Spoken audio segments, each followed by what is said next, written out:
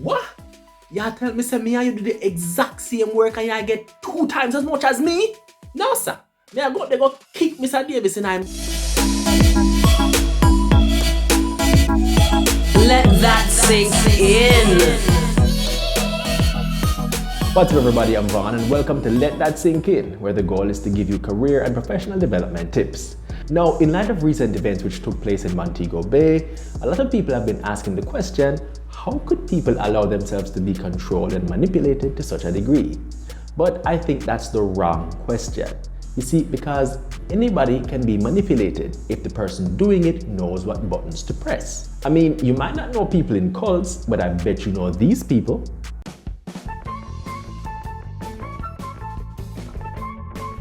Meet Carrie. She believes her married boyfriend will definitely leave his wife for her, even though it's been 4 years and her boyfriend and his wife just renewed their vows. Now meet Mike.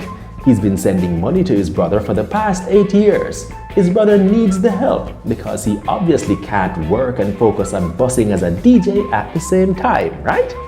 And lastly, meet Dave. He's romantically interested in Sharona and has been buying her lunch for the past 2 weeks. To date, the longest time he has spent with Sharona is the 6 seconds it takes to collect her food, tell him thank you, and give him a firm but friendly squeeze on his shoulder. Who'll win? Trick question because they've all already lost. Like I said, manipulation is much more common than you think. And the thing of it is that it's not just people who do it. Organizations do it too. Employers manipulate their employees all the time, and that's why we're here today, to look at some of the ways in which employers try to manipulate you and give you tips to help you unplug from their programming. But just before we get started, now is a good time for you to hit the like button and the subscribe button. Great stuff coming up. Let that sink in. Alright guys, manipulation method number 1. You are reprimanded for being even a few minutes late for work, but strongly encouraged to work after hours for no incentive. When we're young, we're often told that it's very important to be punctual and that it's also important to work as long as necessary to get the job done.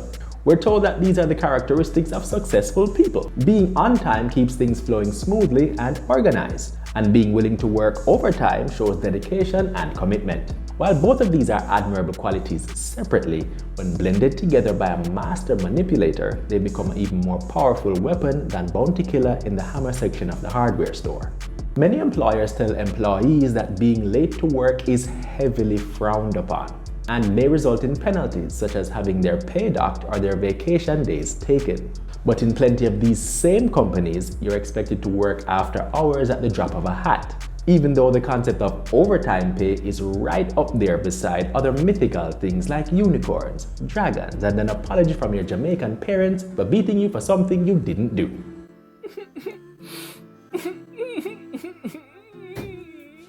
You still a ball? I never even beat it at that. Come for the ice cream, man. And that is where the manipulation happens.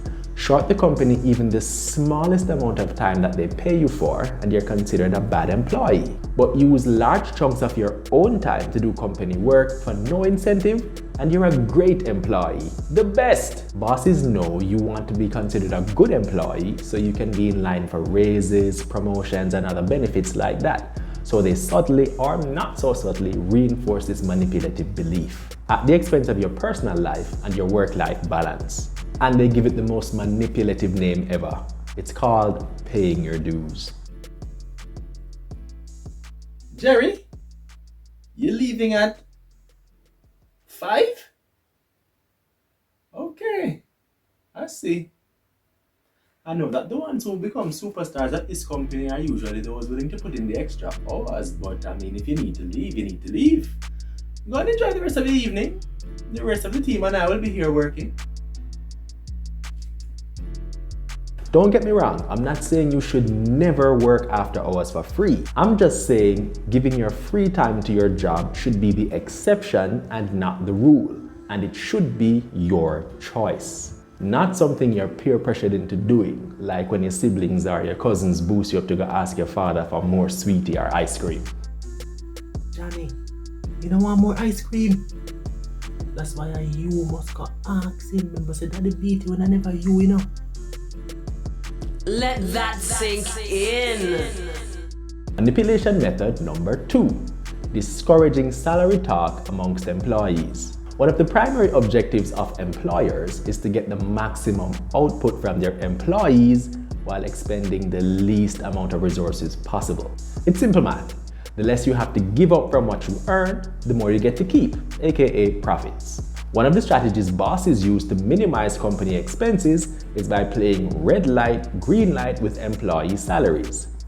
The Squid Games version. Some employees are paid well and everything is fine. Others, not so much. In many companies, there is no set standard for how employees are paid. It basically comes down to personal preference and what is negotiated for based on the value that they think the employee brings to the company. And to a certain degree, this is okay because I do agree that persons should be paid according to the value that they bring. So if, for example, 2 employees sell cars and one sells 6 every month and the other one sells 3, then the one who sells 6 should definitely get paid more. Things become problematic, however, when you have 2 employees who do the exact same job but are paid vastly different salaries. Me don't even know we still open, you know. How we stay open when good for nothing employees like you can't only manage to sell 3 cars per month? You don't even deserve your salary. Just come out of my office, man. Hey, listen, great job selling those 3 cars this month. It was such a fantastic performance. And you know what? Don't tell anybody, but I put a little something extra in your salary this month. Just consider it encouragement to keep up the good work, you know? One of the reasons employers are able to get away with this is because employees are often discouraged to discuss salary amongst themselves. To be fair though, these kinds of conversations can cause feelings of jealousy and resentment between co-workers and towards management. But I strongly believe that the disadvantages don't add up to the benefits of having these conversations, of which the biggest one is accountability. When salary issues are transparent, employees are less likely to be underpaid and more likely to be treated equitably. So it makes sense to foster an environment where employees feel comfortable discussing this subject. That said, there is a difference between a civil conversation about pay equity and a pay interrogation. The truth is, I get paid a little bit more than the rest of the sales staff because I have specialized experience in selling to the disabled community and I've been helping to drive up that area of our business. What? Y'all tell me, say me and you do the exact same work and y'all get 2 times as much as me? No, sir. They go kick Mr. Davis and I. Try to aim for the civil conversation and try not to fall for the manipulation around discussing salaries. Let that sink in. And lastly, manipulation method number 3, suggesting that time away from your desk is time wasted. Humans are meant to work 8 consecutive hours a day at a desk without needing too many breaks. It is one of the biggest lies ever told in modern society. It's right up there beside, me soon come, me I left out of my house right now. And, is your baby, I've only ever been with you. Humans are not robots. We can't just work continuously without breaks. Not to mention, we're all different and work at our best under different circumstances. Take me for example, I like having plenty of time to plan out and execute a task.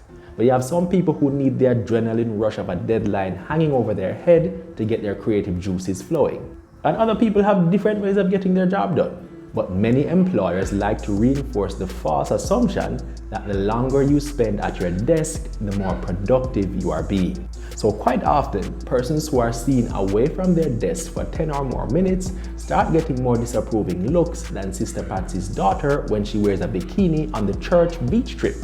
The effect of promoting this kind of idea is to condition people to aspire towards an unrealistic goal of being able to sit still and work for hours on end, and to feel guilty when they fail at it, making them want to double down and try even harder. And so begins a never-ending cycle that leaves many employees feeling burnt out, frustrated, and ready to devise an elaborate scheme in which their boss is found with many illicit substances as they go through customs at the airport, which is definitely an idea I just came up with right this minute. Okay, Mr. Lawrence? Take that vacation. You'll be fine. As long as you're able to get your job done in a manner that does not interfere with anyone else or the company as a whole, It shouldn't really matter how much time you spend at your desk trying to do it. To ignore this and encourage your employees to sit at their desks is basically trying to curate what type of employees work for you. Good employers encourage their employees to play to their strengths while helping them to maximize their productivity. That's just good business for everybody. And that's the end of the list. But what about you? I'd love to hear some of the ways you think you're being manipulated on the job. Tell me about it in the comments below and we can compare notes.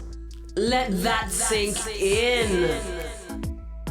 And we've come to the end of today's video. Thanks so much for staying tuned. And as usual, if you like the video, like, share, comment, and subscribe. That's what helps to keep the content coming. I am Vaughn and this has been Let That Sink In. See you next time.